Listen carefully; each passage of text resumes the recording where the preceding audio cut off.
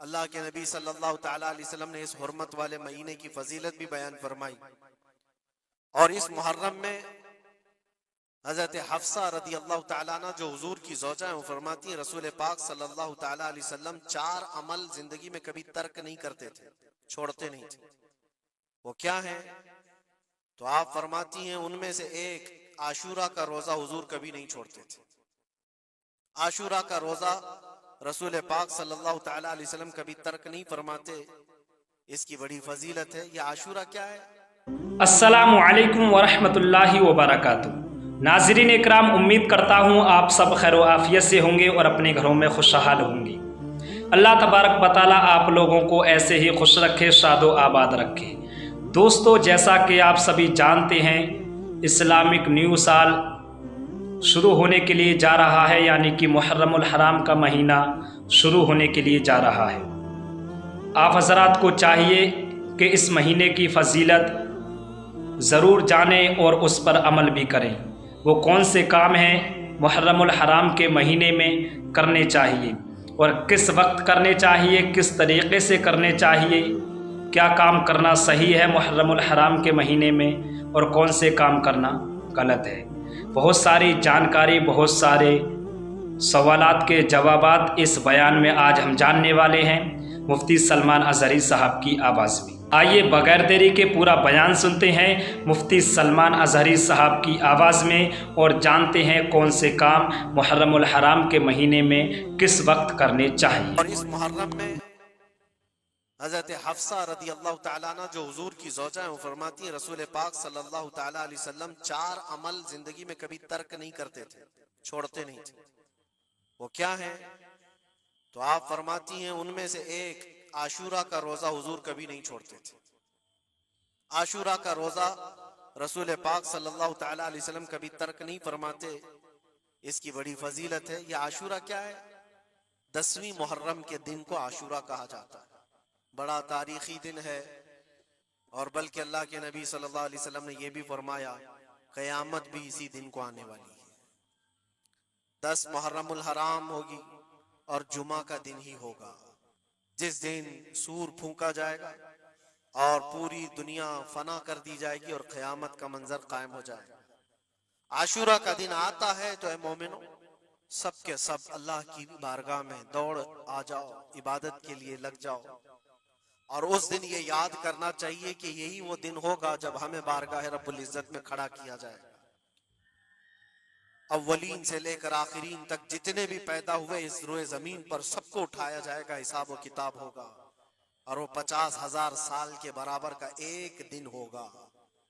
اس دن کو یاد کر کے عاشورہ کا اہتمام کرنا ضروری ہے۔ عاشورہ میں تو ویسی یادگاریں بہت ہیں۔ آدم علیہ السلام کے متعلق ان کی توبہ اسی دن قبول ہوئی۔ نوح علیہ السلام کی قوم پر جو عذاب آیا تھا طوفان کا، وہ طوفان نوح سے کشتی کو جو نجات ملی نوح علیہ السلام کی، وہ بھی عاشورہ کا دن تھا۔ سیدنا یونس علیہ السلام کو مچھلی کے پیٹ سے باہر نکالا گیا، وہ بھی عاشورہ کا دن تھا۔ موسیٰ علیہ السلام کو فرعون سے نجات دی گئی، فرعون غرق ہو گیا، پانی میں ڈبو دیا گیا، وہ بھی عاشورہ کا دن تھا۔ بہت ساری اس طرح کی تاریخی چیزیں عاشورہ کے دن، لیکن یہ ساری تاریخوں پر ایک تاریخ غالب آ جاتی ہے، وہ رسول اللہ کے نواسے کی قربانی کا دن، اس لیے کہ وہ پوری امت کو ہلا دینے والا حادثہ ہے۔ نبی آخر الزمان صلی اللہ تعالی علیہ وسلم نے اپنے اس لخت جگر کو، اپنے اس نور نظر کو، جس کے لیے اپنے سجدے لمبے کر دیا کرتے تھے، جانتے ہیں آپ حضور پاک صلی اللہ علیہ وسلم کے ایک بیٹے تھے حضرت ابراہیم، اور یہ اسی زمانے کے ہیں جب حضرت امام حسین بھی پیدا ہوئے تھے، اور حضور کی گود میں آپ کے اپنے بیٹے بھی تھے۔ حضور صلی اللہ تعالیٰ علیہ وسلم کے وہ ایک ہی بیٹے ہیں جو 6 مہینے تک زندہ رہے۔ حضور صلی اللہ علیہ وسلم اپنی گود میں بٹھا کر انہیں پیار کر رہے تھے، اور امام حسین کو بھی گود میں رکھے ہوئے تھے۔ ایک طرف نواسا ہے اور ایک طرف بیٹا ہے۔ جبرائیل امین نے آ کر کے عرض کیا اللہ کے نبی صلی اللہ علیہ وسلم سے، کہا رب تبارک و تعالیٰ کی منشا یہ ہے کہ ان دونوں میں سے آپ کسی ایک ہی کو رکھ سکتے۔ اللہ کے نبی صلی اللہ علیہ وسلم نے امام حسین پر اپنے بیٹے کو قربان کر دیا۔ کہا اے جبرائیل، حسین کو رہنے دو اس لیے کہ یہ میری آنکھوں کا بھی نور ہے اور فاطمہ کی آنکھوں کا بھی نور ہے۔ پھر چند ہی دن کے بعد حضرت ابراہیم کا انتقال ہو گیا۔ آپ اندازہ کریں جس حسین اعظم کے لیے رسول پاک صلی اللہ علیہ وسلم نے اپنے بیٹے کو قربان کیا، اور مدینے کی گلیوں میں جس کو اپنے کندھوں پر اٹھا کر سوار کرتے تھے، امام حسین حضور کے صلی اللہ تعالی علیہ وسلم کے کندھوں پر سواری کیا کرتے تھے۔ دوش نبوت جن کی سواری ہو، اندازہ کر سکتا ہے کوئی؟ اس حسین اعظم کے چرچے مدینہ طیبہ میں بچپن میں ہی عام تھے۔ صحابہ اکرام رضوان اللہ تعالی علیہ مجمعین دیکھتے تھے، کبھی حضور صلی اللہ تعالی علیہ وسلم مسجد نبوی تشریف لاتے تو یہ دونوں شہزادے حضور کے جبے پر لٹکے ہوئے آتے تھے۔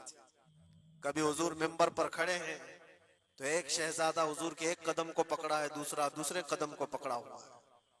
یہ تو ان کی پرورش تھی جو بچپنے کی تھی۔ صحابہ ان کی اس بچپنے پر رشک کیا کرتے تھے، اور صحابہ اکرام رضوان اللہ تعالی علیہ مجمعین ادب حد درجے کا کرتے تھے۔ آپ کو میں بتاؤں، ادب تو ایسا تھا اہل بیت اطہار کا۔ امام حسین کی عمر چھوٹی سی تھی، امام حسین، اور ایک زمانہ ایسا تھا جب حضور پاک صلی اللہ علیہ وسلم کے وصال کے بعد حضرت ابو بکر کا زمانہ آیا، 2.5 سال آپ نے خلافت کی۔ پھر اس کے بعد حضرت عمر کا دور خلافت شروع ہوا، اور حضرت عمر کے دور خلافت کو کون نہیں جانتا؟ ایسے روب و دبدبے والا خلیفہ کہ لوگ ان کی ہیبت سے کانپتے تھے، قیصر و کسریٰ کانپ رہے ہوتے تھے، بڑی بڑی فوجیں تھراتی تھی اس نام سے، حضرت عمر کے نام سے۔ ان کے دور خلافت میں ایک بار ایسا ہوا تھا کہ حضرت عمر کے بیٹے ہیں عبداللہ، اور ان کا اور حضرت امام حسین کا بچپن میں کچھ جھگڑا ہو گیا۔ چھوٹی عمر تھی، امام حسین کی بھی عمر چھوٹی تھی، عبداللہ کی عمر بھی چھوٹی تھی، دونوں تکرار کرتے رہے، کچھ نہ کچھ بات چیت ہوئی ہوگی۔ تو حضرت حسین نے حضرت عبداللہ کو غصے میں یوں کہا، تو کیا مجھ سے بحث کرتا ہے؟ تیرا باپ تو میرے نانا کا غلام تھا، خلیفہ وقت ہیں وہ، اور ان کو اس طرح سے کہا تیرا باپ آج جو خلیفہ ہے وہ میرے نانا کا غلام تھا۔ حضرت عبداللہ کو یہ بات لگی، کہا میں یہ شکایت امیر المومنین سے کروں گا۔ وہ دوڑ کر کے آئے، خلیفہ وقت ہے جس کے سامنے کھڑے ہونے کے لیے اچھے اچھے کانپ جاتے تھے۔ بیٹے نے آ کر کے کہا حضرت عمر فاروق سے کہ ابا آج میری حسین سے تکرار ہوئی، اور جھگڑے میں انہوں نے مجھے یوں تانا مارا کہ تیرا باپ میرے نانا کا غلام تھا۔ حضرت عمر اتر آئے کرسی سے اور کہا کیا حسین نے ایسا کہا؟ کہا بالکل ایسا ہی کہا۔ تو حضرت عبداللہ کہتے ہیں ابا کا جلال دیکھ کر کے میں سمجھ گیا کہ حسین کو سزا ملے گی۔ کہا جاؤ حسین کو بلا لاؤ، حسین کو بلا لاؤ، انہوں نے یہ کہا ہے میں سننا چاہتا ہوں۔ حضرت عبداللہ دوڑے ہوئے گئے، چند اور لوگ بھی ساتھ میں آ گئے کہ حسین کی پیشی ہو گئی ہے خلیفہ وقت کے دربار میں، امیر المومنین عمر ابن خطاب نے طلب کیا ہے۔ حضرت حسین آئے، اور وہ شہزادے کے اندر جو روب و دبدبہ ہے، جلال ہے، جمال ہے، وہ بچپنے سے قائم ہے۔ رسول اللہ صلی اللہ علیہ وسلم کا لعاب پاک جس نے پیا، خلیفہ وقت کے سامنے آ کر کھڑے ہوئے۔ حضرت عمر نے پوچھا حسین میرے بیٹے کو کیا آپ نے ایسا کہا ہے کہ تیرا باپ میرے نانا کا غلام تھا؟ حضرت حسین نے کہا ہاں میں نے کہا ہے۔ ڈر کس بات کا، خوف کس بات کا؟ جو کہا ہے وہ کہہ رہا ہوں، ہاں میں نے کہا۔ حضرت عمر نے کہا کیسے کہے بتاؤ، کس طرح سے تم نے کہا تھا، بول کے بتاؤ۔ حضرت حسین نے کہا میں نے عبداللہ سے یہ کہا تیرا باپ میرے نانا کا غلام تھا۔ حضرت عمر نے کہا اور ایک بار بولو۔ حضرت حسین نے پھر کہا عبداللہ تیرا باپ میرے نانا کا غلام تھا۔ حضرت عمر نے کہا اور ایک بار بولو۔ 3 بار بولنے کے بعد ان کے دونوں بازو پکڑ کر کے گھٹنے زمین پر ٹیک دیا۔ حضرت امیر المومنین کہتے ہیں میری بخشش کے لیے تمہارے جملے ہی کافی ہو گئے،